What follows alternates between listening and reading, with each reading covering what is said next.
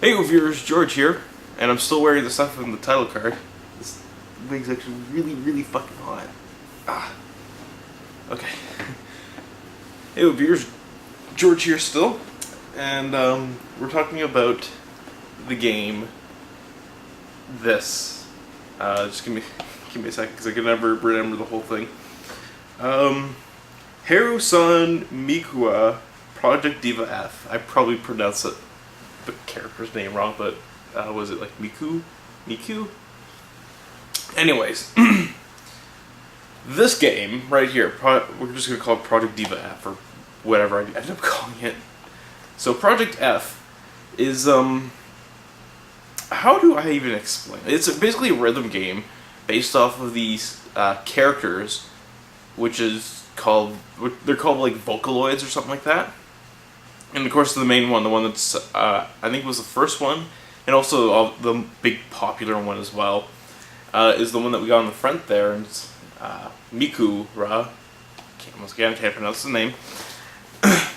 And essentially, what Vocaloids are, there's like this program that's available for people to use. And essentially, it's this voice, this digital voice that you can have sing various pitches. And you know, a lot of people use it for a bunch of different music, and it's that like people who can write music, but like they can't really sing. And then what's really cool about the Vocaloids, from research I've been doing for this, and personal gain as well, is that it's sort of like a free premium thing, like not a premium thing, but like a free thing. I can't even remember what the fucking word is. It has something to... Basically what it is if someone creates a song using a Vocaloid, someone else can create a video for that song, and they don't have to worry about being like copyright infringement or anything like that, because the whole point of the Vocaloids is to allow like a huge, like a diverse group of people combine in their efforts to create something really cool. At least that's the gist of what I got from reading it and looking around. Anyways, where I was going with this is that there are different kinds of Vocaloids, and each one has like its own voice and pitch. You know, there's males and females, and it got popular enough that they started making a bunch of games in Japan, and eventually now we have one that finally comes to North America, and it's in the form of a rhythm game that Sega brings out, and my god, is it ever freaking difficult. I was the entire time before doing this, I was trying to think of the best way to describe it, because it's sort of like DDR, but you use a controller, and it's also a bit of a Guru Taro Man, or whatever the hell the game's called, if you even know that one.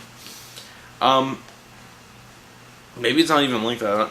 Fucking, because so of course there's nothing on the back for me to show you what it looks like.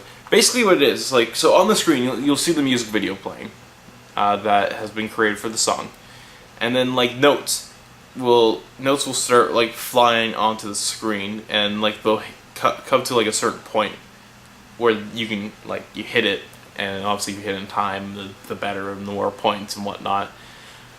And then they do a bunch of like other things, like you have the D-pads, obviously they represent each of the different symbols, and then there'll be ones where you have to hold down one of the directional pads and press one of the 4 face buttons, and then there is times where you have to hold down one of the face buttons, and then there are these stars where you have to flick them in time. It might sound really confusing, but it does make a lot of sense. And that's the good thing about it. I mean, like, on the surface, well, it's confusing as hell to explain, but it makes so much sense. So, like, you never really feel cheated while playing it, but it's really difficult. And it's difficult. Like, it'll take like a couple tries to do like get a song right, and then eventually you'll start getting the rhythm of it, and then the song comes along and kicks your ass.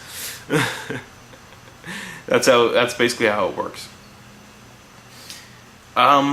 This game features 38 popular Miku songs, although I like to argue the fact that like not all of them are songs that are Miku related. There are songs from like the other Vocaloids that highlight those songs.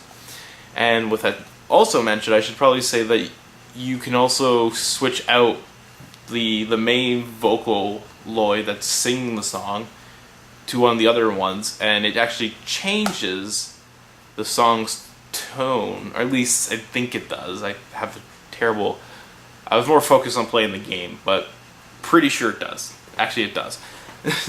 I'm being confusing. So, the game comes with a couple of them are well known. Of course, you got Miku. There's Rin. Rin's other person, I think brother. It's confusing, trust me. If you know the Vocaloid stuff, you probably know what I'm talking about. Maybe you don't. There's that guy with the blue hair, which I was just trying a little imitation there. It sucks. There's this other character, and then there's like this one that I've never even seen before. So like you got a few, and then of course there's DLC coming to download more of them. There's like a whole bunch of costumes you can have your Vocaloids wear to make that will appear while they're in the music video that's playing during the game. So that's like a nice little bit of incentive to like customize your playing and like how you prefer your characters to look and whatnot.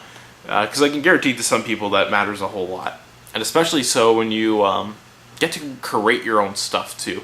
Not that I've tried it though, but there's like an edit mode where you get to sort of like create your own version or like your own level of that song. There's like a camera mode and like an editing mode, and then there's a really stupid one. Not that has with editing, but it's where you go into like the Vocaloid's room and you can like decorate it, and then you can also pet the Vocaloid. I don't know why they added that. It's like you go into it and it's like, yeah, you get to communicate with them, and if you do things properly and they really like you, you can start playing games with them. Like, okay, that's an interesting thing to just sort of add into a game that's all rhythm based. And then it comes just down to like rubbing them, and it's just like, are they a dog? Then they like it too, which is weird. But if you do it too much, they don't like it, and they get really pissed off at you. And then they go off and text people on their phone in their digital universe. Okay. So that little tangent's out of the way. Anything else I have to say about this this game? Not really. Other than at the core of it, it's a rhythm game, and if you're one of those people who really, really loves your rhythm games, I would highly recommend grabbing this because it's difficult. That's for sure. You'll definitely get a run for your money. There's the replay value in it. There's the editing modes there that I'm pretty sure will spark people's interests. You can also download people's edits that they made, so you can try your hand at something that people might have made, which could be even more difficult than what the game offers. And DLC is coming, which means they've added like 3 other characters. None of them I know. But they'll probably start adding some songs, other little costume bits, of course. That's a common thing. And it definitely seems like a game that will go places and will last, definitely. And I would definitely recommend picking up, because it is a lot of fun, but it is difficult at the same time. Go with that and knowing it's not like an easy game. Like, even the first few songs will, grab your balls a little bit. Quotation marking that. So, with that all said and done, until next time, keep on gaming.